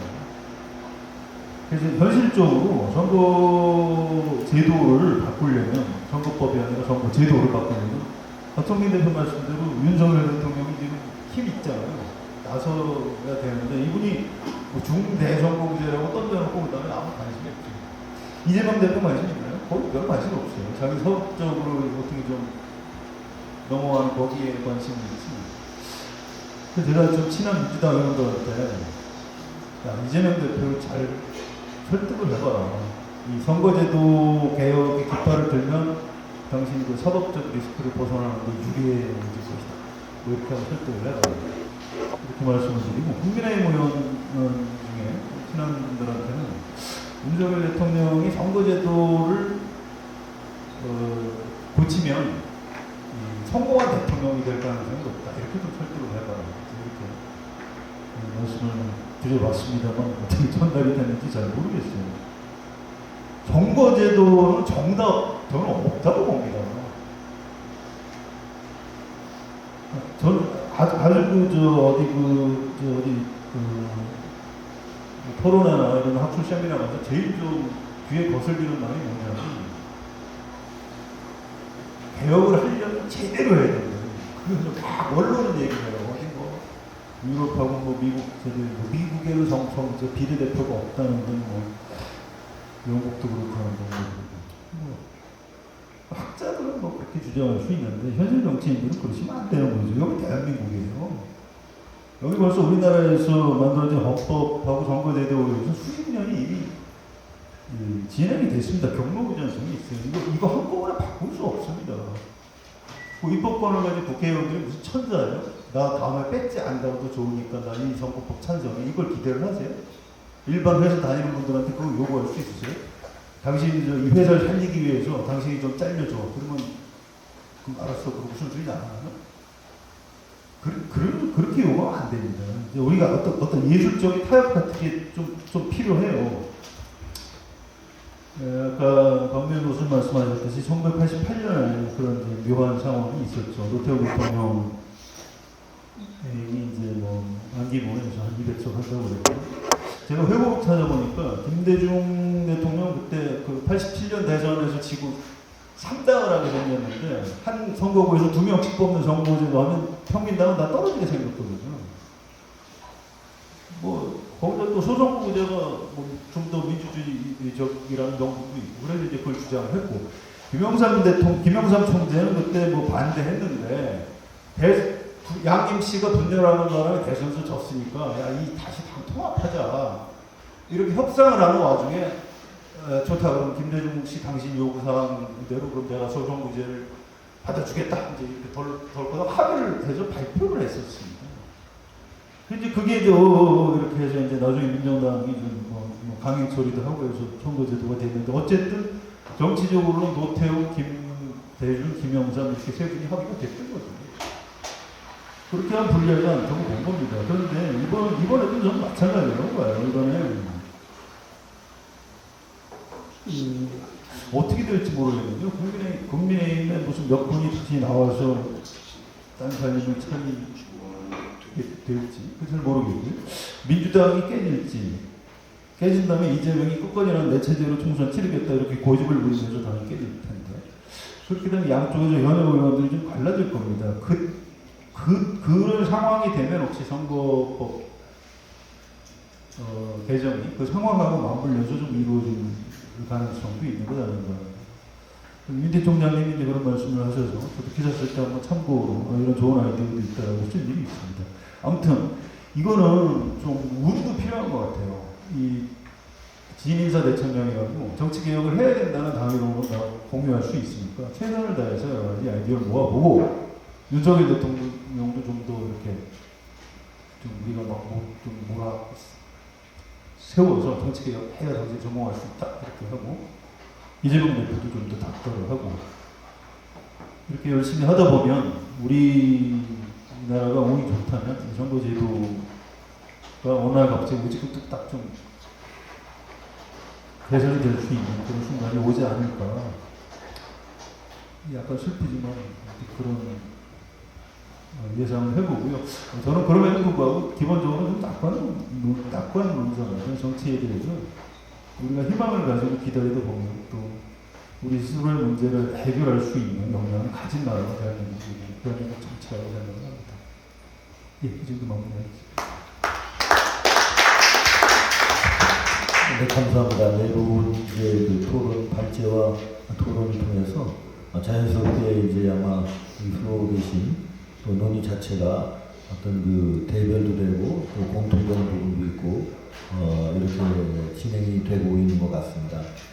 그러면 이제는 그 플로우에 계신 우리 그 참석자들께서 이 혹시나 이 발언을 토대로 의견을 말해주시다 보면 지금 말씀하신 데에 대한 조금 그 다른 의견도 나올 것 같고 또 자연히 논쟁도 좀 되는 부분이 있을 것 같고 그렇습니다.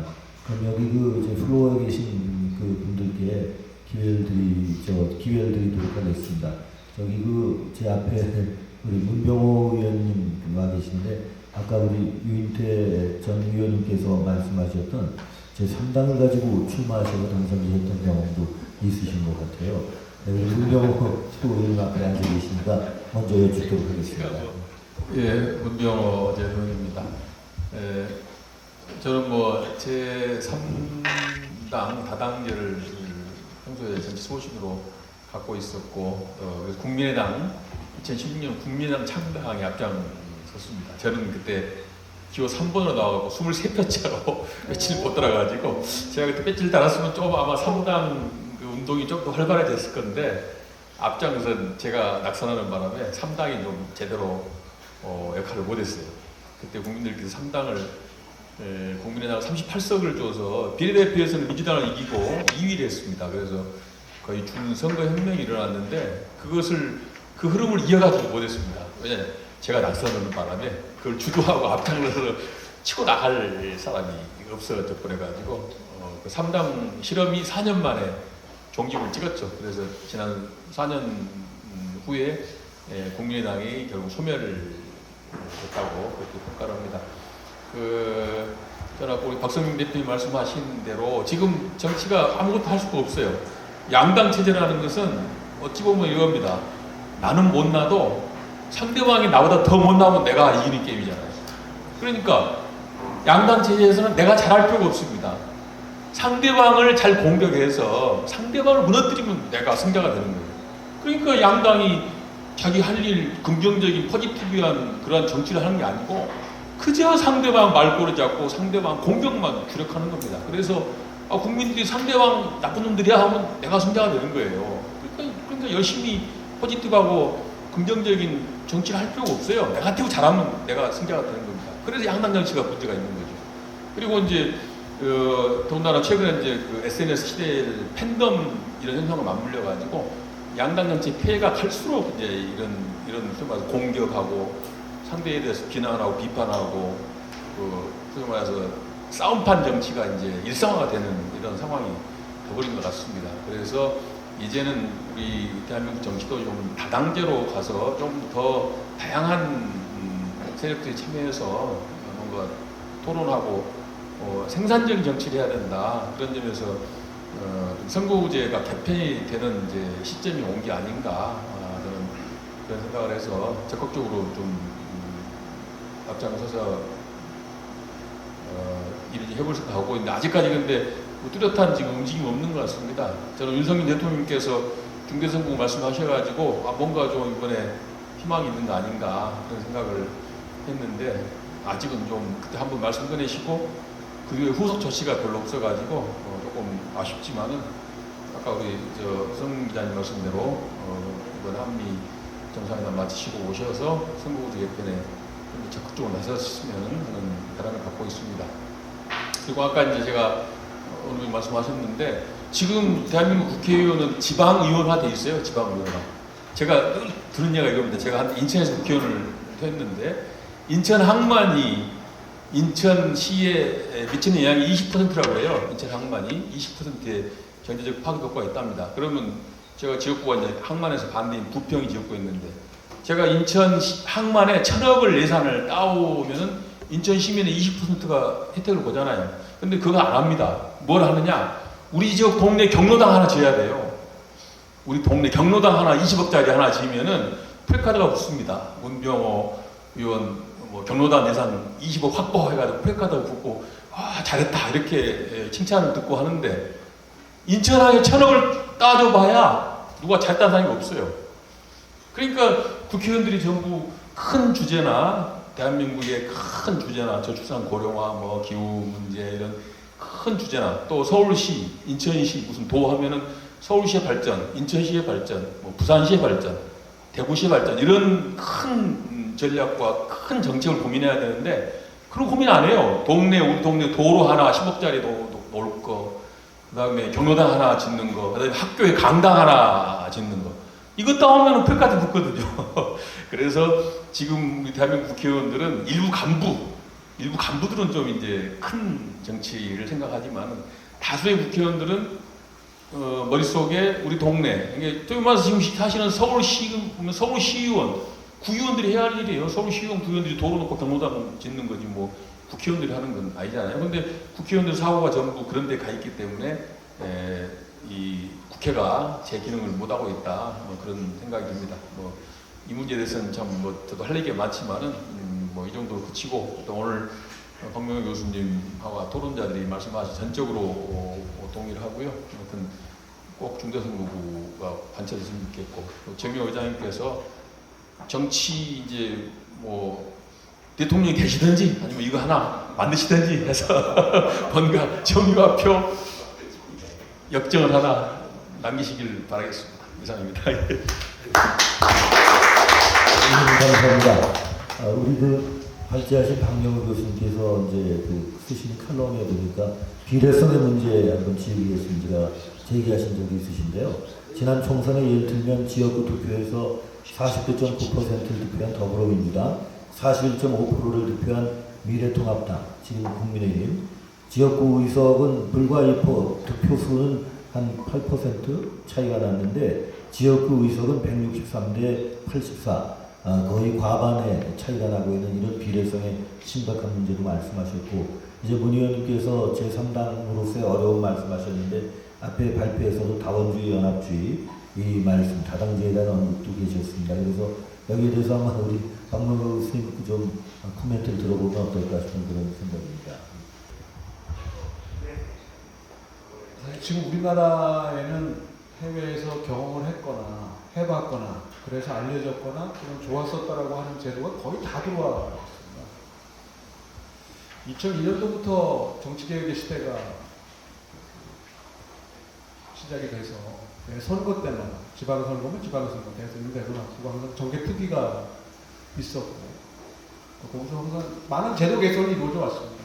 앞서 연구 잠깐 있었습니다만은 88년 총선 때는 비례의석을 지역 1당에게 3분의 2를 일단 몰아주고 시작했거든요. 그게 계속 바뀌어와서 1인 2표제까지 이제 온 거예요.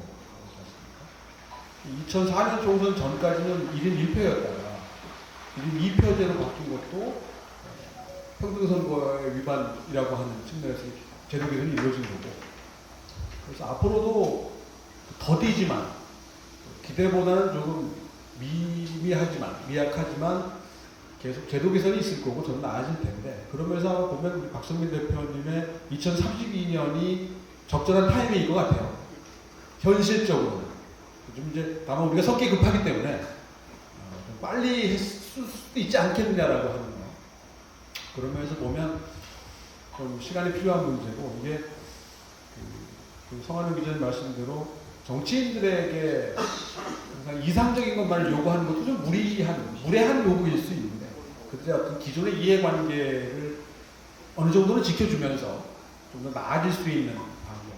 그래서 저는 정치인들이 사익 또는 집단적 이익하고 공익을 좀 같은 방향에 놓을 수 있을 수 있도록 하는 거, 이런 판단을 할 수 있는 분들만 조금 더 계시다면 사적 이익도 그런 공익의 실천을 어떤 과정에서 좀 더 챙겨갈 수 있도록, 그게 인간적이지 않겠습니까? 그 이슬만 먹고 사는 게 아니기 때문에 충분히 가능하지 않겠나. 그래서 이걸 좀 이렇게 같은 방향으로 해주실 수 있는 분들이 많지 않겠나 생각이 좀 있어야 되지 않겠나 생각이 되는데 그런 면에서 보면 지금 우리 윤 대통령이 중대선거구제 언급을 하셨지만 사실 그때 처음 언급을 들었을 때는 저는 이게 무슨 계획이 있구나 무슨 작전이 있구나 이런 생각을 했는데 작전이나 고민이 전혀 없이 그냥 한번 툭 던지신 그냥 평소의 의견이신 것 같아요. 국힘 쪽에 좀 아쉬운 거는 지난 대선 때부터도 지금까지도 이 정치 개혁에 대한 고민이 별로 없어요.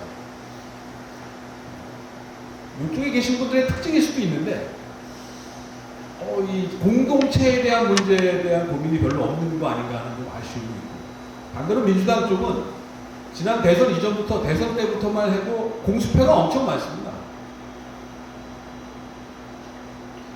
지난 대선 때도 그렇고 또 작년 전당대회 때도 그렇고 많은 공약들을 했는데 사실 실천에 옮겨진 거는 별로 없고 지금도 원내 절대 다수 의석을 보유하고 있는 정당임에도 불구하고 정치개혁에 대한 진정성이 좀 의심받는 거 아닌가 그런 면에서 결국은 이 물꼬는 대통령이 터줘야 되는데 그리고 대통령이 여기에 대해서 정확한 인식과 문제의식을 갖고 있느냐 라고 하는 것에 대해서 조금 아쉬움이 좀 있는 부분이 같고 이걸 이제 지금 현재 국민의힘의 정치인들이나 당이 좀 설득을 하고 납득을 시켜야 되는데 이런 데 대한 우선순위는 좀 상대적으로 좀 뒤에가 있는 게 아닌가 좀 심하게 말씀드리면 때는 이때다 라는 것만 남고 그 이후는 별로 그렇게 크게 신경 쓰지 않는 거 아닌가 여야 공이 정도의 차이가 있는 게 아닌가 하는 부분에서는 좀 아쉬운 부분이 있고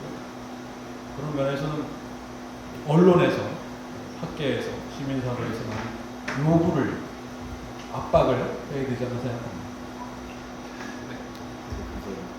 교수님 감사합니다. 대통령의 의지와 관련해서 아까 우리 유인태 전 의원님께서 노무현 대통령 경우를 말씀해 주셨는데요. 한번 여기에 대해서 좀 부연을 해서 말씀해 주시면 좋겠고 또 하나는 저도 궁금합니다. 왜 이 중대한 선거구 개편이나 선거제도 문제가 임기 말에 와서 거의 실효 없이 논의는 했다는 정도 기록에 남기기 위한 것처럼 지금 앞에도 말씀드렸지만 선거구 획정 시한도 다 넘기고 왜 임기 말에 쫓기듯이 벼랑끝 논의를 하는지 요즘에 대해서도 오랜 경험을 바탕으로 아울러 좀 말씀을 해주시면 감사하겠습니다. 노무현 대통령의 어떤 정치개혁 의지가 좌절되는 과정 또 이런 선거구 개편의 논의의 진정성을 좀 말씀해 주시면 좋겠습니다. 아니, 그러니까 아까 말씀드렸다시피 노무현 대통령은 당선돼서 첫 2월 25일 날 취임해서 4월 2일이니까 불과 한 30며칠 만에 첫 연설에서 그때는 그 양반이 잘 아시다시피 부산에서 몇 번 떨어지고 그랬으니까 그리고 지역구도가 그때는 지금보다 훨씬 더 아주 더 지금도 여전히 맹위를 떨치지만 그때는 더 극심했으니까 이 지역구도를 그러니까 한 특정 지역에서 특정 정당이 3분의 2, 3분의 1까지는 가져가라 이거예요. 3분의 1만 좀 내놓는 선거제도를 이렇게 개혁을 해주시면은 결국은 그때 다수당이라는 건 한나라당의 의미였던 겁니다. 노무현 대통령은 거기에도 조각권을 주겠다 해서 처음부터 연정을 생각을 했어요. 근데 그래서 노무현 대통령이 그 국회 연설이 있고 나서 도대체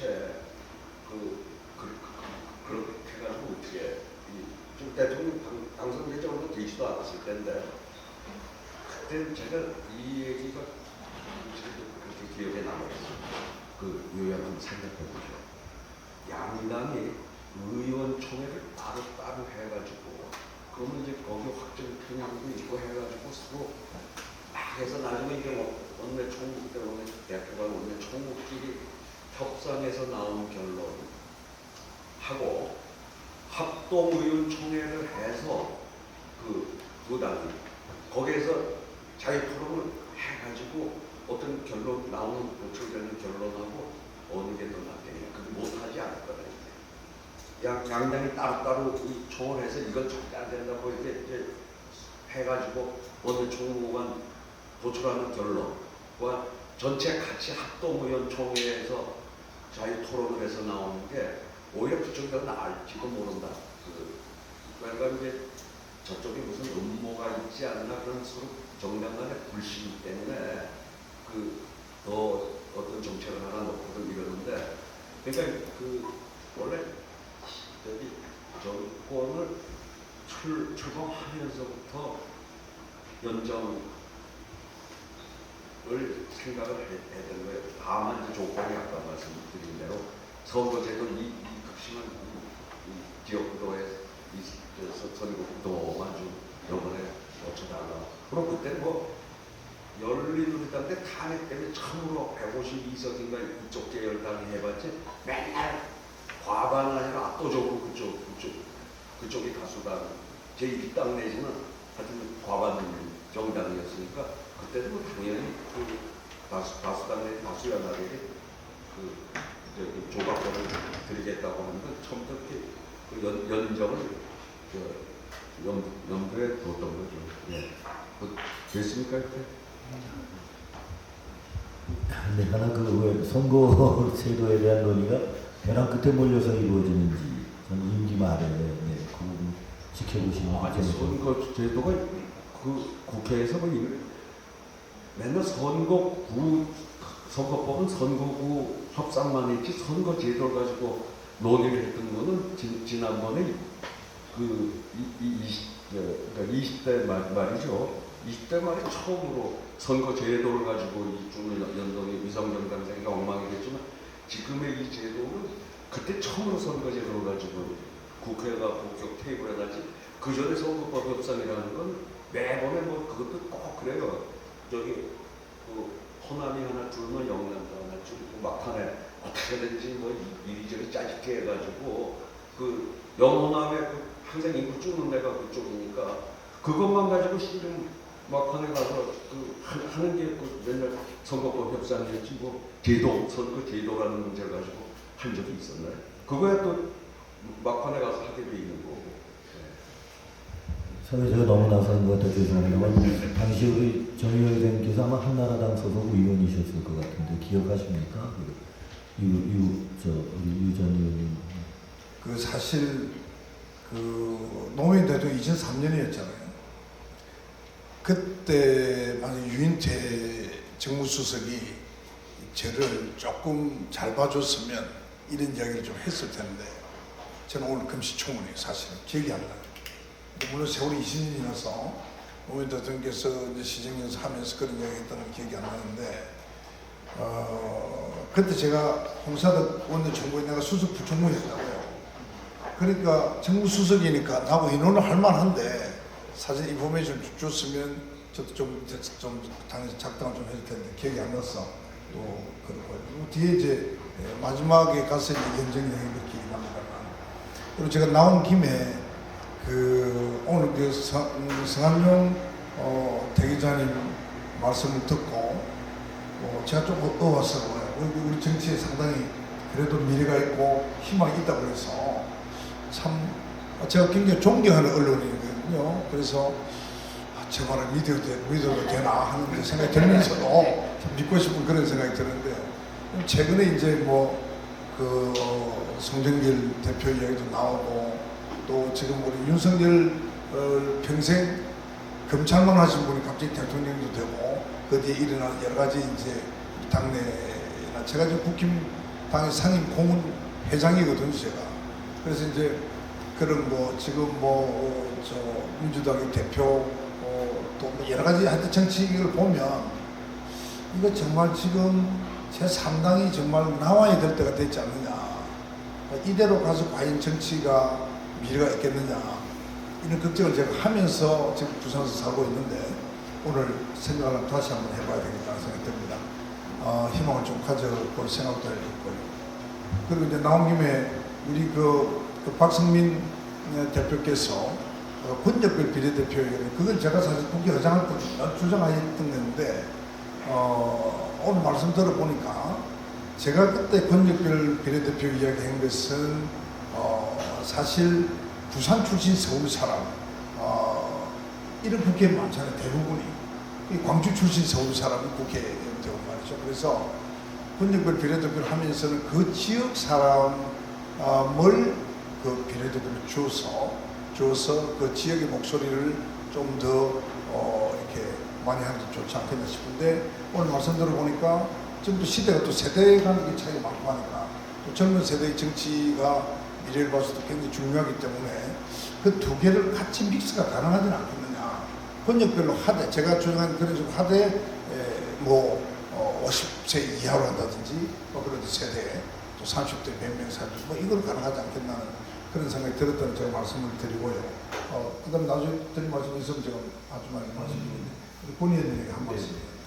권은희 의원님, 대구 출신이시고, 전 의원님이십니다. 권 의원님 코멘트를 듣도록 하겠습니다. 네, 안녕하세요. 저는 19대 대구 북구갑 국회의원 권은희입니다. 오늘 우리 아주 시기적으로 적절한 아젠다를 정의아 의장님께서 지금 펼쳐놓으시고 좋은 또 토론자분들의 얘기도 들었는데요. 저는 지금도 기억이 잘 납니다. 2019년 우리가 이 선거제도를 바꾸는 그 과정, 그때 제가 이런 것 때문에 스트레스를 많이 받았기 때문에, 그런데 그때도 선거제도를 바꾸고자 한 취지는 지금과 똑같았습니다. 양당 정치의 폐해, 이런 것들을 우리가 이제 좀 바꿔야 되겠다 하고 했었는데, 그러면서 그때 주장했던 키워드는 연동형이었어요. 근데 이제 이론적으로 굉장히 좋은 거죠. 그래서 우리가 호랑이를 그리려고 했는데 그 과정이 변하면서 결국은 호랑이가 아닌 고양이가 되고, 연동형도 어디서 우리가 들어보지 못한 준연동형 비례대표제가 되고, 또 그것을 갖다가 실시하면서 제도를 검토할 때는 사실 예상치도 못했던 위성정당 문제가 불거져 나오고, 그래서 지금 20대 총선은 그렇게 이루어졌습니다. 근데 이제 지금도 선거제도를 지금 똑같은 이유로 고려를 하고 있는데, 저는 그렇다면 우리 아까 박명호 교수님이 말씀하셨나요? 2016년 제도로 가든지 아니면은 중대선거구제로 이렇게 말씀을 하셨는데, 저는 2016년 제도로 돌아가면 안 된다고 생각합니다. 그러면은 어째 보면은 진전이 없는 거거든요.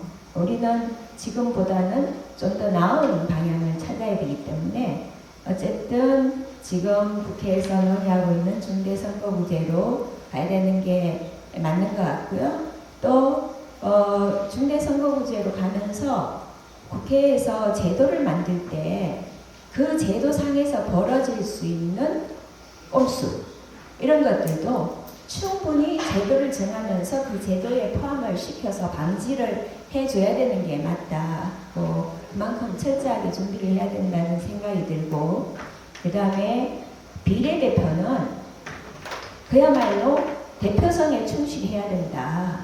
우리가 비례대표는 이렇게 뽑겠다 해놓고는 나중에 실제로 비례대표 공천을 할 때 보면은 그거하고 전혀 다르게 운영이 되잖아요. 실제 지금 현재 나타나는 문제는 어떤 제도의 문제가 아니라 운영의 문제라고 생각합니다. 아무리 좋은 제도가 있어도 우리가 새로 제도를 만들더라도 운영이 원취지와 어긋나게 운영되면은 결국은 국회는 또 지금 같은 엉터리 국회가 되는 거죠. 그래서 어쨌든 운영을 제대로 해야 된다. 그리고 또 하나는 아까 문병호 의원님도 말씀하셨는데, 지금 현재 우리 지역에서 사실 그 국회의원에 바라는 게 지역의 예산, 지역의 관심, 또 지역민과의 어떤 그 밀착, 이걸 굉장히 중요시하고 있거든요.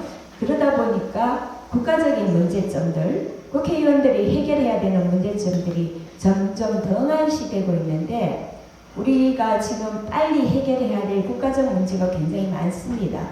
그런 부분들에 좀 충실할 수 있는 국회의원이 될 수 있도록 제도가 좀 만들어졌으면 좋겠다 생각하고, 저는 지금 모두 다 전문가분들이고 검토를 하셨으니까 여러 가지 이제 방법을 말씀하셨는데, 이 제도라야 한다, 나는 이 제도라야 한다, 이런 거를 좀 말씀해 주시면 고맙겠습니다.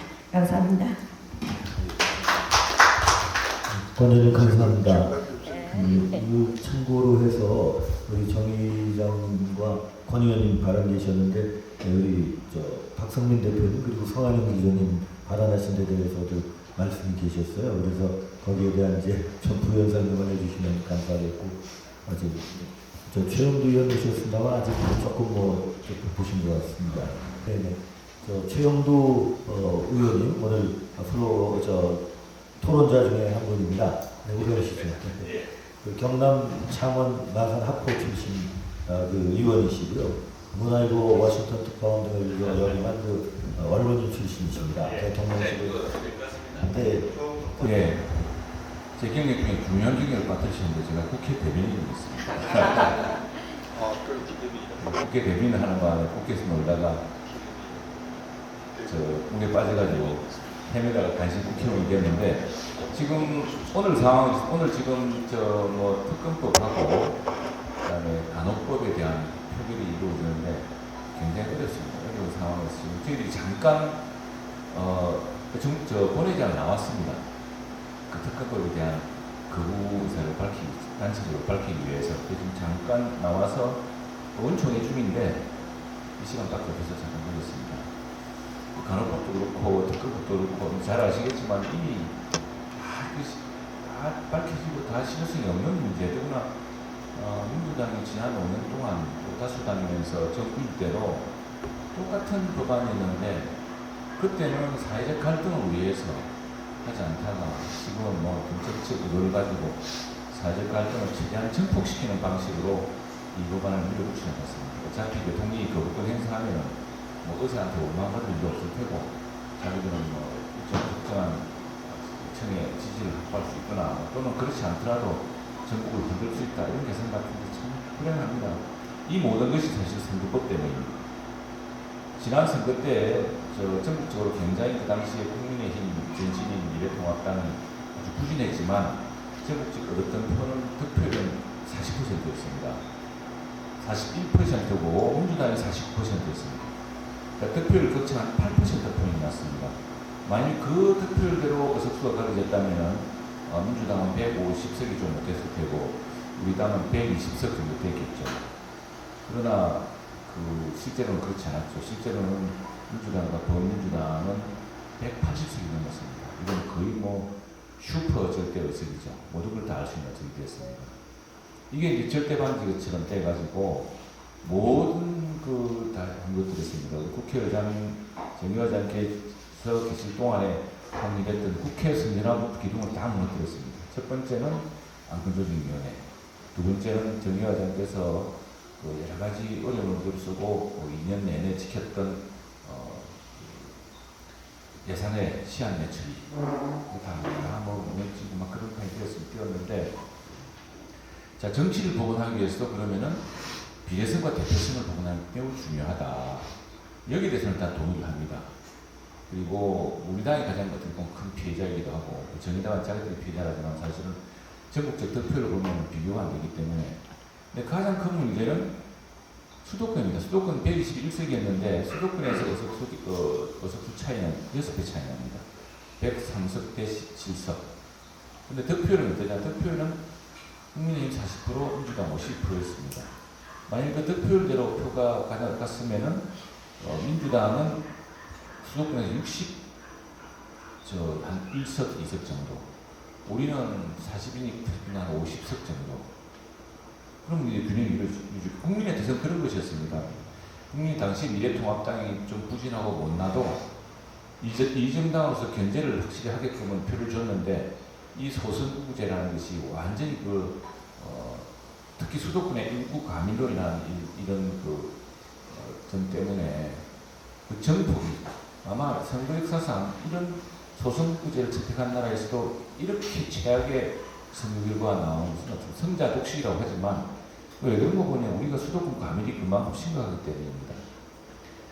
미국 같은 경우도 소선거제를 택하고 있지만 미국엔 그 하원 선거를 보면은 거의 파퓰러 보트 전체적으로 얻은 득표랑 의석수가 비슷합니다. 그 비율이 2 내지 3%를 넘어가지 않습니다. 근데 우리는 8% 표의 차이가 100%의 의석 격차가 됐습니다.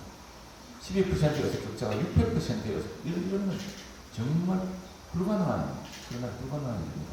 영국도 조금 더 마찬가지로 이렇게 되지 않습니다. 왜 그러냐니까 그리고 수도권 가민 지역, 가민들이나 그 선거 밀집과 사실 여기서는 그 약간의 그 차이로도 도미노처럼 다 넘어가는 이런 무슨 현상이 일어나고 있기 때문인데 그러다 보니까 수도권에서의 이런 그 압도적인 터무니없는 이런 그 의석 격차가 여러 가지 비정상적인 현상을 낳았죠. 근데 거의 서울시로 오면은 방송이 거의 특정 정당도 아니고 특정 정파의 선전창구가 되는 그런 현상을 낳았고 그것도 어찌지 못하는 그런 현상을 낳았습니다. 이걸 이제 보고 난 이유였는데 지금 세 가지 선거관을 다 아실 테고요. 우리 여기 선수들이 잘 알고 계시겠지만 약간의 지난번 전원위원회도 사실 좀 기적 같은 일입니다. 이거 대부분 여야 지도부에서 맞듣잖아 했는데 국민의 여론 그리고 또 국회의장의 좀 특별한 그 역할 우리 정의원장께서도 국회에서 민학도의 기둥을